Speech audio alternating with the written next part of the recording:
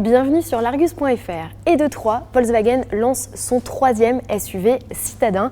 Après le T-Cross et le T-Roc, voici le Taigo. Son nom ne pouvait commencer par une autre lettre que le T, comme tous les SUV de la gamme forcément. Alors, contrairement au modèle précité, ce SUV est une proposition unique en son genre, puisqu'il s'agit d'un coupé. Aucun constructeur n'a aujourd'hui fait cette démarche, hormis Volkswagen. Alors faut-il craquer pour le Taigo? Eh bien l'Argus vous propose tout de suite de faire un tour du propriétaire.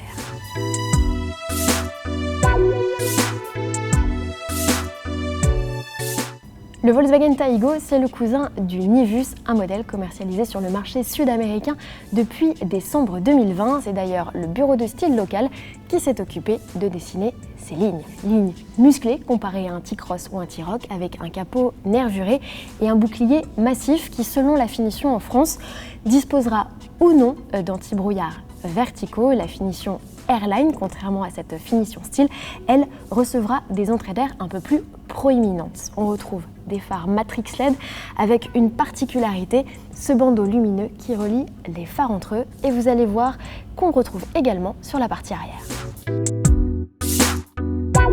Alors tous les Taigo seront équipés de ce bandeau lumineux entre les feux à l'arrière, qu'ils soient ou non équipés de feux Matrix LED.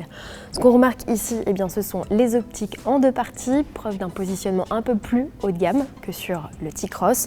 Le Taigo se repère donc à cette ceinture de caisse assez haute, cette ligne de pavillon très plongeante et cette lunette arrière très inclinée. Au niveau des boucliers, eh bien, cette version style hérite d'un cerre noir, alors que les finitions sportives Airline hériteront de boucliers entièrement ton caisse, avec en partie basse des sorties d'échappement bien visibles.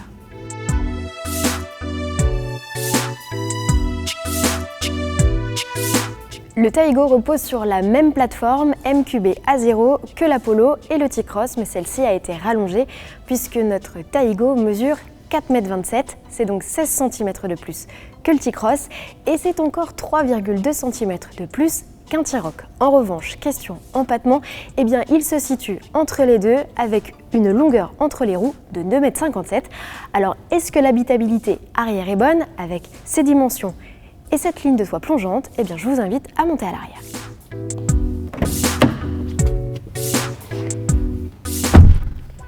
Nous voici à bord du nouveau Taigo. Alors s'il faut baisser la tête pour rentrer dans l'habitacle, une fois qu'on est installé, eh bien, on est plutôt à l'aise, même si eh bien, il est moins large et plus petit, moins haut que le T-Cross et le T-Roc. On se retrouve eh bien, sur des banquettes qui sont plutôt confortables, avec une assise qui maintient bien les jambes. En revanche, eh bien, la longueur au genou pourra être jugée un peu courte par les plus grands. Pour moi, je suis plutôt à l'aise. La garde-toit est correcte, il y a peut-être juste la place centrale qui sera difficilement utilisable, à la fois parce que la banquette est étroite, mais aussi à cause de ce tunnel de servitude qui oblige à lever ses jambes et qui ne la rend pas très accessible. Les caves à pied, elles sont bien creusées, donc il est facile de loger ces petits petons. Enfin, question confort, Volkswagen a greffé 2 prises USB-C à l'arrière, pas d'aérateur. Et une option toit panoramique permettra de baigner l'habitacle de lumière. Alors cette option à 890 € n'a peut-être qu'un inconvénient, c'est qu'elle supprime les barres de toit à l'extérieur.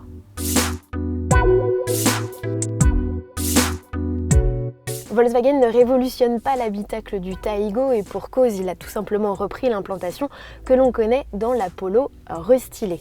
La planche de bord est épurée, moderne, elle utilise des matériaux de qualité, ici des plastiques moussés, et les assemblages sont soignés.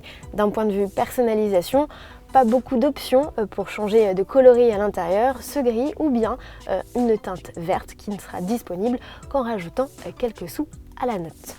D'un point de vue équipement, eh bien, de série, le Taigo reçoit des compteurs numériques sur une dalle de 8 pouces qui pourra augmenter à 10,25 pouces sur les versions les plus haut de gamme. La différence entre les deux, eh bien, c'est que la dalle de 10,25 pouces pourra afficher la cartographie du GPS. Au centre, eh bien, de série, on dispose d'une dalle de 8 pouces qui pourra grimper jusqu'à 9 pouces sur les versions les plus cossues.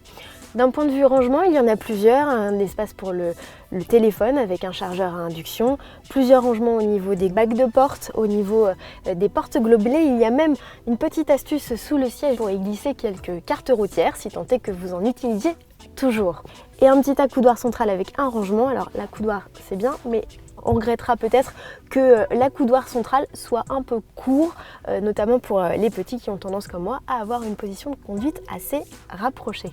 Concernant les aides à la conduite, Volkswagen a mis le paquet avec notamment 2 séries, un régulateur de vitesse adaptatif et un assistant à la conduite semi-autonome. Enfin, assez rare pour être souligné, le Taigo embarque un airbag central qui en cas d'accident se déploie entre les 2 sièges avant et permet aux têtes des passagers de ne pas se télescoper.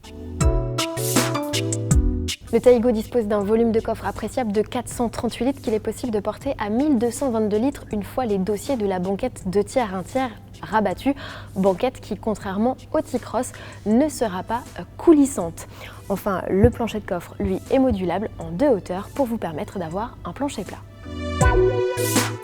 Pas de version diesel, ni même électrifiée sous le capot du Taigo, qui n'aura même pas le droit à une version vitaminée R ou même à la transmission intégrale. Non, Volkswagen a rationalisé la gamme et propose sous le capot donc 3 moteurs essence, 2 3 cylindres, 1 litre turbo de 95 et 110 chevaux et un 4 cylindres de 150 chevaux, également à 1 litre TSI. Les 2 versions les plus puissantes pourront être associées à une boîte DSG, tandis que les autres recevront une boîte de vitesse manuelle à 5 rapports sur l'entrée de gamme et à 6 rapports sur la version intermédiaire.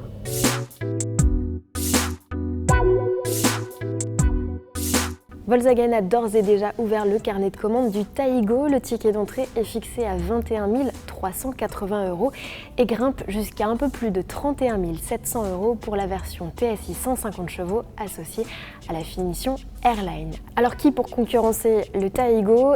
Aujourd'hui sur le segment des SUV coupés citadins, il est seul. Le SUV coupé est à la mode plutôt sur les segments supérieurs, par exemple chez Renault avec l'Arcana, chez Mercedes avec le GLC ou encore chez BMW avec les X4 et X6. Mais Volkswagen a tout de même ciblé quelques concurrents, notamment chez Peugeot avec le 2008, chez Ford avec le Puma ou encore chez Renault avec le Captur. Assemblé à Pamplune en Espagne, le Taigo rejoindra les concessions en janvier 2022 et les premières livraisons sont quant à elles attendues pour le mois de mai. Je vous dis à très bientôt sur largus.fr. N'oubliez pas de vous abonner à notre chaîne pour recevoir les nouvelles notifications et nos nouvelles vidéos. À très bientôt!